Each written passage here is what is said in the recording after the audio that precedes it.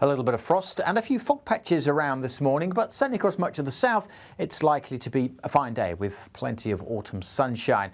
Further north, though, we are looking at much more cloud. It means it's not as cold to start off with, certainly for Northern Ireland, parts of southwest Scotland. A little bit of drizzle here and there, and we'll see some rain, light rain and drizzle on and off across much of the day, say for the Lake Districts. And then later on, we are going to see a bit more in the way of wet weather coming into the Highlands of Scotland and the Western Isles. The winds also picking up here. For most, though, the winds will be fairly light. Yes, we do have some fog around this morning.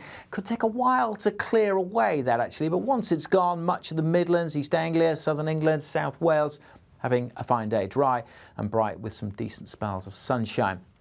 Pretty cold, though, first thing. There are some patches of frost around by this afternoon, though. Temperatures up to double figures pretty much across the board, unless that fog lingers into the afternoon. 10, 11, 12 degrees Celsius. That'll feel pleasant enough in the sunny spells across the south, and 12, 13 further north, slightly above average. But, of course, here it will be predominantly cloudy. Should hang on to some sunny spells over northeastern Scotland, but the winds will be picking up here as this zone of wetter weather sinks southwards. A short spell of quite heavy rain, actually, sinking across Scotland through this evening, then turning up into Northern Ireland. The wind's picking up as well as that band of rain sinks southwards, and getting very blustery tonight over northern Scotland. The Northern Isles seeing gales for a time. Further south, the winds stay pretty light, so again, some mist and fog where we keep some clearer skies across southern England. There could be some pockets of frost, certainly in rural areas. Most towns and cities staying above. Where we've got that cloudier zone over central areas, temperatures holding up further north.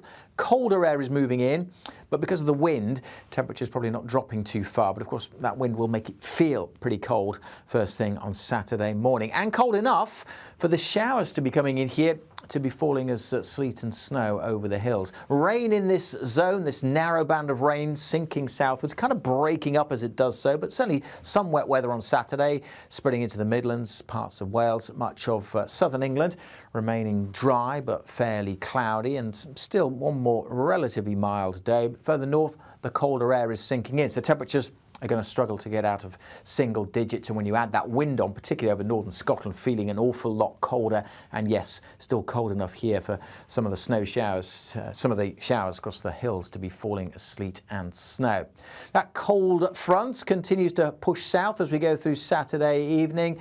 It is doing what it says on the tin. It's a cold front, so it's introducing the colder air across the country. But then things get mixed up by another set of weather fronts trying to develop and push in as we go through Sunday. That's likely to bring more cloud and some outbreaks of rain, and depending on how it interacts with the colder air, it could bring a bit more hill snow across parts of the north. And headaches as we go into next week as well, because more weather systems are likely to develop and push in across parts of England and Wales. And again, how they interact with the colder air will determine how much wintry weather we do see. But it's definitely something to keep an eye on. It's going to be colder right across the board as we go through next week, with an increased chance of seeing some sleet and snow in places, and of course overnight frost. So do keep up to date with the latest forecast.